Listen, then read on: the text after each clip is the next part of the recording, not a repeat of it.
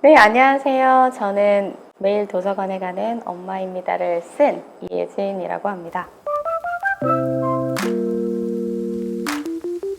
이제 결혼하고 바로 아이를 갖게 됐고 또 바로 이렇게 퇴사를 하게 되는 과정을 겪었어요. 그 과정이 굉장히 쉽지 않았고 육아를 하는 게 정말 저도 힘든 시기였고 또 시행착오도 많이 겪었었는데요. 아이와 관련된 일은 사실 어렵다고 해서 힘들다고 해서 그냥 두고 본다든지 밀어놓는다든지 포기할 수는 없잖아요. 책을 읽기 시작하면서 좀 서서히 실패나 실수가 좀 줄어드는 경험을 하게 돼서 그리고 나중에는 아이도 잘 성장하고 엄마까지도 성장하는 그 시기를 거치게 됐던 것 같아요. 저처럼 육아에 정말 힘들고 어려움이 많으신 분들과 함께 나누면 어떨까, 그분들에게 조금이라도 팁이 되면 좋을 것 같다라는 생각에서 책을 쓰게 됐습니다. 일단 기자로 사회생활을 했었고요. 특히 이제 신문사에서는 교육 섹션을 만드는 일을 했었어요. 그래서 그때 당시 취재를 하면서 정말 공부 잘하는 친구들 막 전국에 내놓으라는 그런 명재수재 천재들을 제가 많이 봐왔던 터라서 잘하는 친구들의 모습만 봐왔던 그 기간이 오히려 어린 아이를 키우는 데 있어서는 좀 독이 됐던, 정말 지식의 저주에 걸렸던 그런 시기였고 그걸 탈피하기까지 굉장히 오랜 시간이 걸렸는데 오히려 책들을 많이 찾아보면서 우리 아이가 정말 정상적으로 건강하게 자라고 있구나 라는 것들을 알고 나서부터는 잘하는 아이가 아니라 우리 아이의 포커스를 맞춰서 나의 상황에 맞게 우리 아이의 기질과 성향에 맞는 육아를 찾아가게 되면서 조금 행복감을 그때부터 느끼기 시작했던 것 같아요. 교육기자로 활동했던 것이 지금의 저에게 물론 여전히 많은 도움을 주고 있지만 좋은 일만은 아니더라고요. 항상 우리 아이의 기준에서 정보를 받아들이고 취사 선택을 하시는 게 아이를 위해서도 또 엄마의 자존감이나 마음 챙김을 위해서도 도움이 되지 않을까라는 생각을 합니다. 성인의 성공과 청소년기 학창시절의 성공이 크게 다르지 않다라는 생각을 했었어요. 일반적으로 이제 어른이 되면 자기계발서나 이런 것들, 경영서 이런 것들 많이 보시잖아요. 근데 그런데 보면 성공한 CEO들의 공통된 습관 이런 것들 나오죠. 정말 되게 무섭게도 아주 나이가 어린 친구들도 그런 습관들을 가지고 있는 친구들이 결국에는 결과라고 할 수 있는 성적이 굉장히 좋게 나오더라라는 것들을 저도 이제 취재를 하면서 경험상 많이 느꼈고 세 가지로 좁혀지더라고요. 첫 번째는 확실한 목표. 내가 반에서 몇 등을 하겠다든지 아니면 수학이 취업 과목인데 내가 이번 시험에서는 몇 점을 올리겠다든지 이런 식으로 확실한 목표, 자기만의 확실한 목표를 가지고 있고요. 목표가 확실하면 좋은 게 뭐냐면 구체적인 플랜을 짤 수가 있어요. 그래서 내가 지금 목표치가 이거니까 그렇다면 어떤 과목을 몇 시간에 또 어떤 교재를 가지고 공부를 하겠다 라든지 이제 이런 구체적인 플랜을 세울 수가 있죠. 그리고 마지막으로 세 번째는 이 확고한 목표와 구체적인 플랜을 실행할 수 있는 시간이 확보가 돼야 되잖아요. 그래서 정말로 무서울이 많지 시간 관리를 철저하게 하더라고요. 성공한 CEO나 이제 진짜 창업가라든지 아니면 이제 공부 잘하는 친구들은 방법이 다를 수는 있지만 이 세 가지가 공통적으로 다 들어가더라고요. 항상 이제 강연 나가면 어머님들이 가장 궁금해 하시는 게 결국엔 그거예요. 책 좀 읽어라라는 잔소리 언제까지 해야 되나요? 초등 고학년이 되면 아무래도 이제 다른 활동들이 많아지고 교과목도 늘어나고 하다 보면 절대적인 시간 자체가 조금 줄어드는 경우도 생기고요.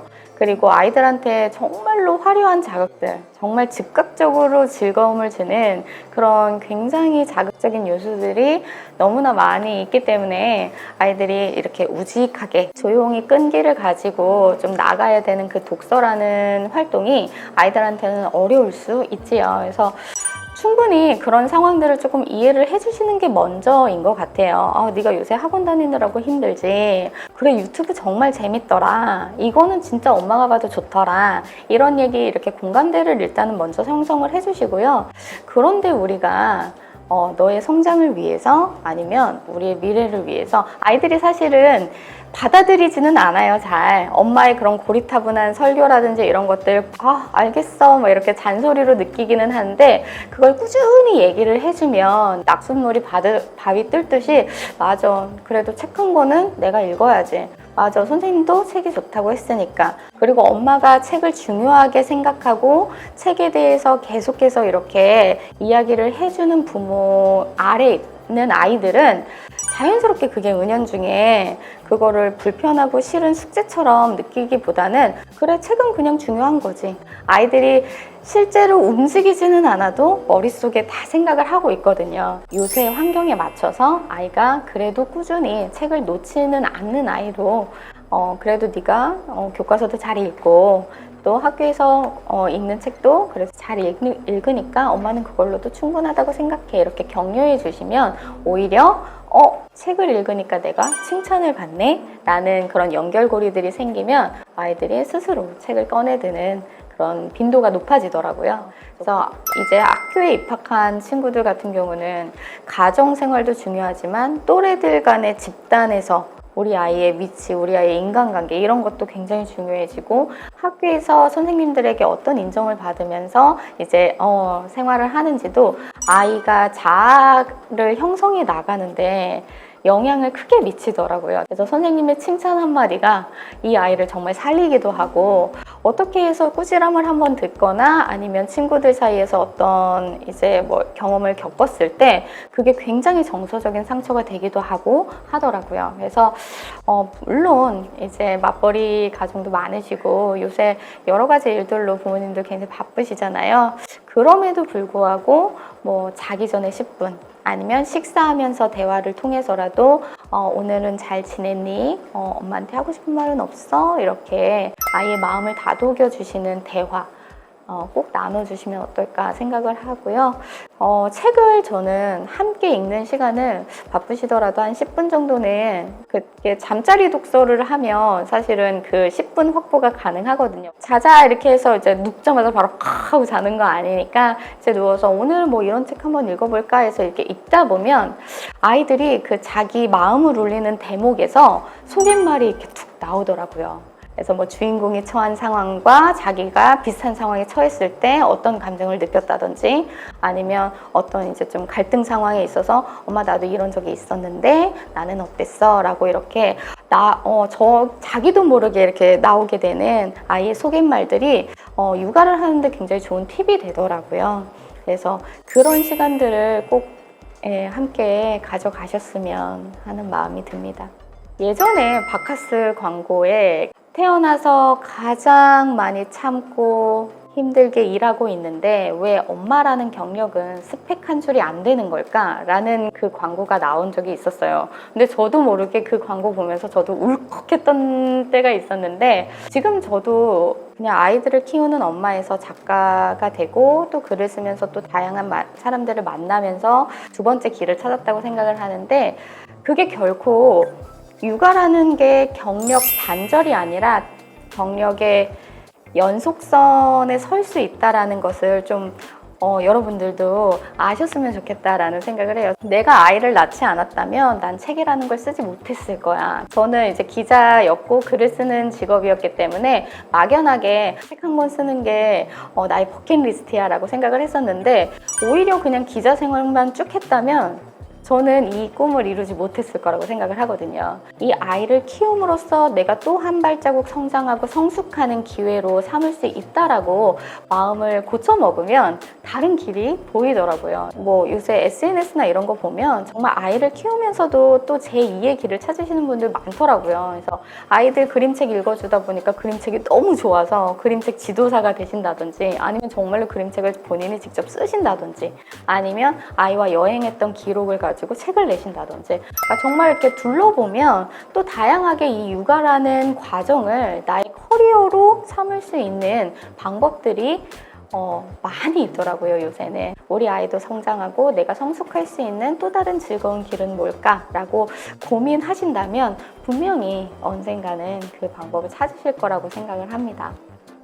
나는 매일 도서관에 가는 엄마입니다 라는 책 나오고 나서 도서관이라는 키워드가 책에 들어가서 그런지 도서관 사서 선생님들께서 책 나오고 나서 강연자로 많이 불러주셨어요. 그래서 결국에는 저희 아이는 5살인데 그럼 이때는 무슨 책을 읽어줘야 될까요? 우리 아이 이제 초등학교 들어가는데 무슨 책을 읽어줘야 될까요? 그러니까 구체적인 정보들을 많이 궁금해 하시더라고요. 그래서 책을 이런 시기에 이런 방식으로 읽어보는 게 도움이 될 수 있겠다라는 제 이제 개인적인 경험담을 담아서 두 번째 책, 나는 매일 책 읽어주는 엄마입니다를 그렇게 해서 쓰게 된 거고요. 그리고 독서만큼이나 중요한 게 글쓰기더라고요.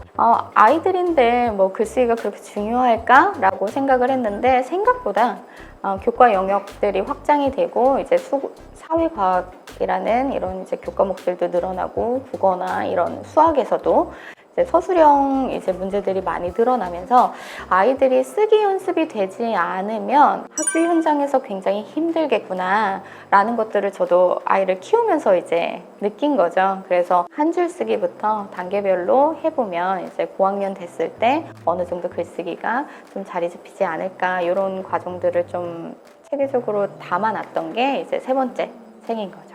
이 책은 그냥 말 그대로 도서관 활용 팁을 담아놓은 책이에요. 그래서 도서관이기 때문에 아주 어린 시기부터 우리 아이들에게 어떻게 도서관을 접하게 해주고 어떻게 도서관이라는 그 장소를 아이에게 인식시켜 줄 것인가 그런 거기서부터 시작이 되고요. 아이들뿐만 아니라 부모님들도 도서관에 가시면 많은 다양한 전 세계 저자들이 어머님, 아버님들을 위해서 자기의 노하우를 대방출하고 있거든요. 아이들이 독서를 정말 인생의 가장 즐거운 습관이나 취미로 이제 여겼으면 하는 바람에서 도서관을 100% 잘 활용하시고 내 걸로 만드는 그 과정들에 대해서 팁을 담아놓은 책입니다. 그래서 어머님들께서 보시면 나도 이거는 한번 해보면 좋겠다라는 생각을 가지시면 좋을 것 같고요. 제 책 역시나 정답은 아닙니다. 그렇기 때문에 어머님들이 어머님 상황에서 그리고 우리 아이의 기질과 성향에 맞게끔 도서관을 마치 나의 서재처럼 잘 이용하시면 누구나 우리 아이들 모두가 훌륭한 인재로 잘 클 거라고 생각을 합니다.